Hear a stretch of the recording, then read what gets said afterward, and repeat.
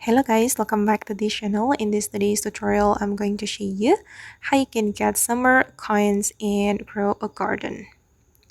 Okay guys, let's get into it. This is how the summer coins looks like. This one.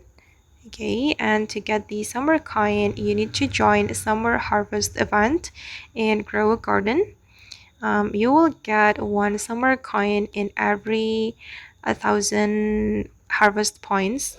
So at least you get 1,000 harvest point to get one summer coin. If you want more, so it means that you need to have a lot of harvest points here, and you need to work with your friends to get the harvest point as high as you can. And after you get the summer coin, you can buy something from this harvest shop. You can click on show me the harvest shop. Okay, and here you will be able to buy the summer seed pack or jalapeno seed or the other seeds or eggs. All right.